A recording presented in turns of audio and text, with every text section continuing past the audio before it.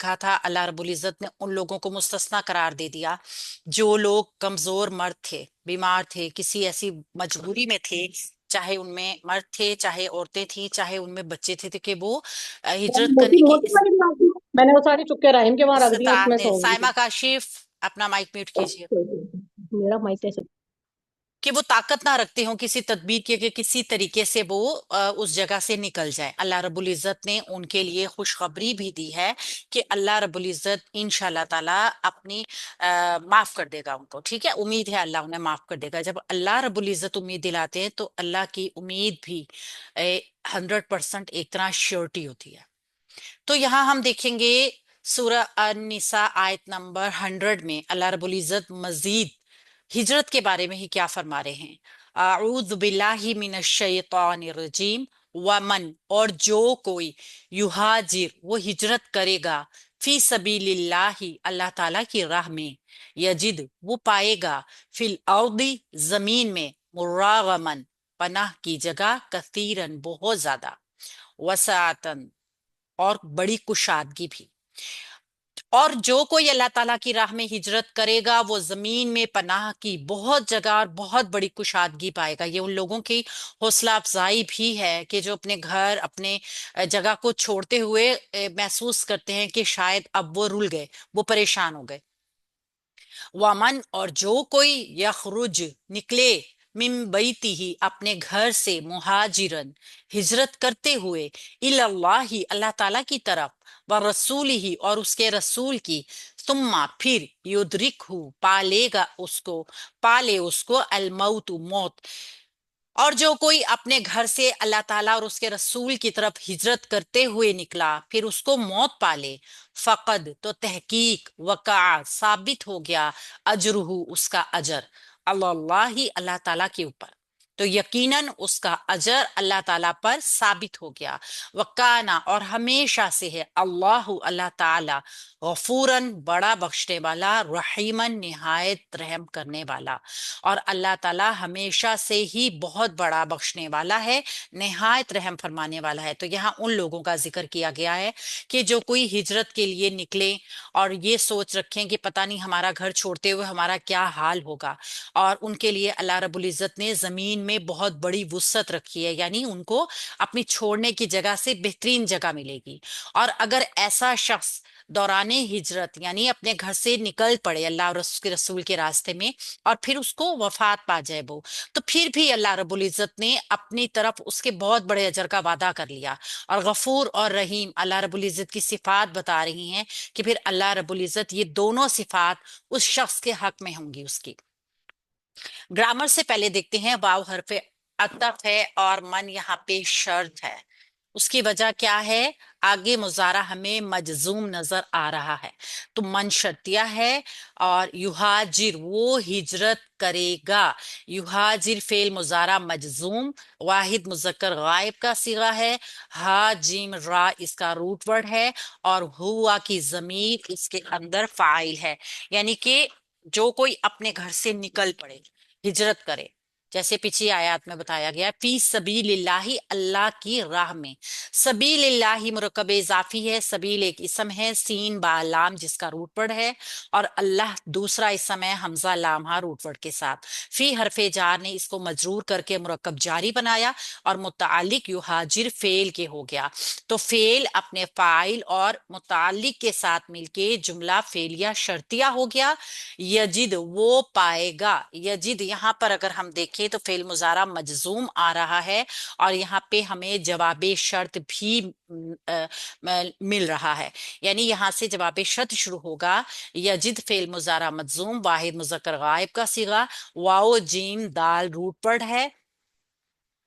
یہاں پہ چونکہ افعال اربع ہے، آپ کو اس کا مجزوم ہونا نظر بھی آ رہا ہے، جبکہ یہاں پہ بھی سیم وہی آپ کو پیٹرن نظر آ رہا ہے، واحد مذکر غائب میں مجزوم صیغہ نظر آ رہا ہے کہ کس طرح فعل مجزوم ہوتا ہے فی الارض زمین میں۔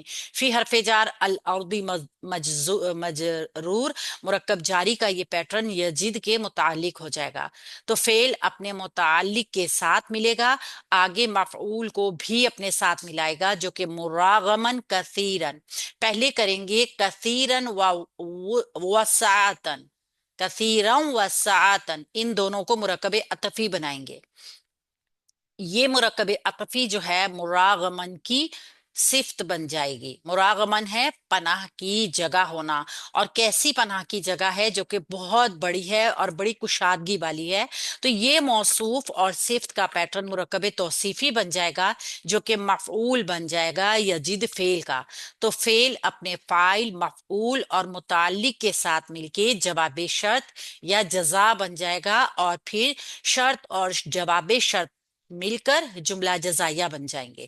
तो क्या जुमला फेलिया शर्तिया बन जाएंगे।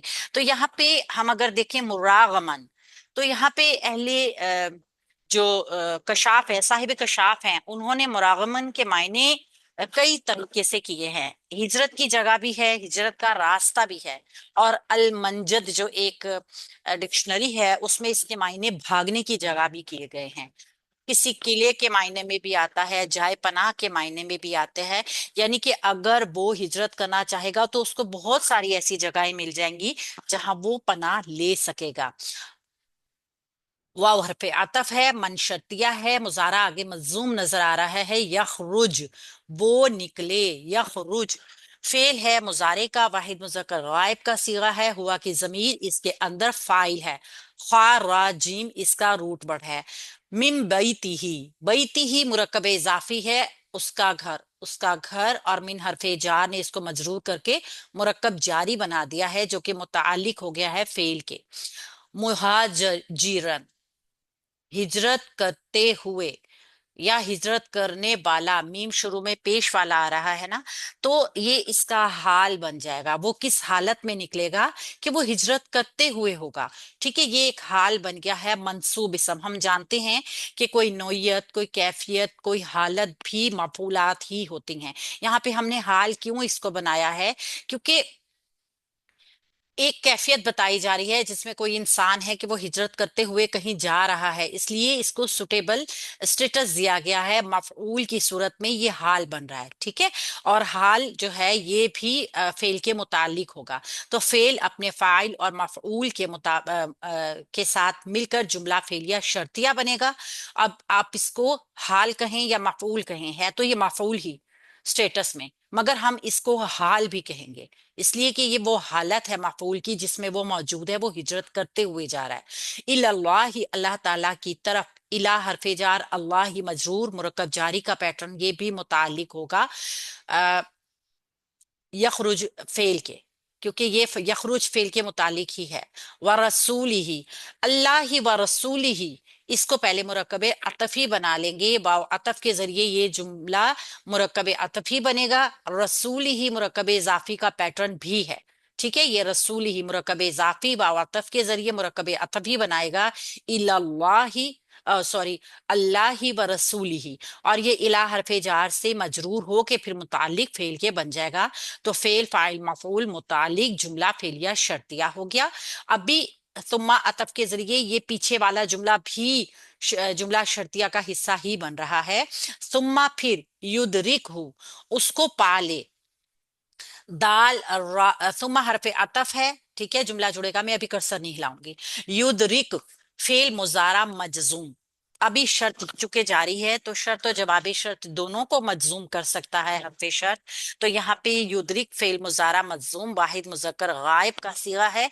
इदराक उनसे निकला है मजदर से, यानी मौत उसको आ पकड़े या पाले। दार रा का इसका रूट वर्ड है, हु इसके साथ मफऊल की जमीर है, उसको मौत पाले, हुआ की जमीर, अल मौतु इसका फाइल है, जाहिर फाइल आ गया। वाहिद मुजक्कर गायब वो सीगा है जिसका फाइल बाहर आ सकता है। तो अल मौतु मरफू इसम आ गया हमारे पास, युद्रिक का फाइल आ गया। अब यहां तक बन गया है जुमला फेलिया शर्तिया। जो शख्स अपने घर से इस हालत में निकले अल्लाह और उसके रसूल की तरफ हिजरत करते हुए, फिर उसको रास्ते में मौत पाले, आगे से इसका जवाब शर्त शुरू होगा या जजा शुरू होगी। फा तो जवाब शर्त के लिए, कद हरफ तहकीक, और ये अलामत फेल भी है।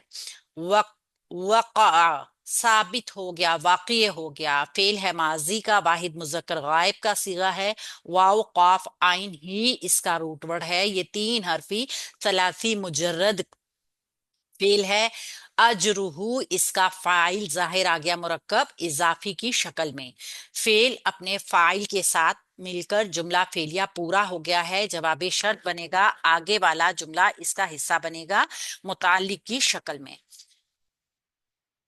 تحقیق ثابت ہو گیا اس کا اجر، ایک منٹ میں اس کو ریموو کر دوں،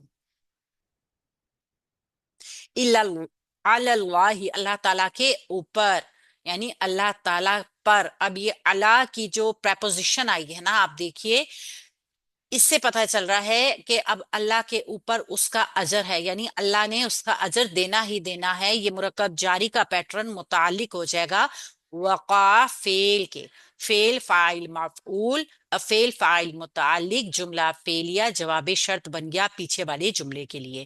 تو اب شرط اور جواب شرط مل کر جملہ جزائیہ ہو گیا یا جملہ فعلیہ شرطیہ ہو گیا۔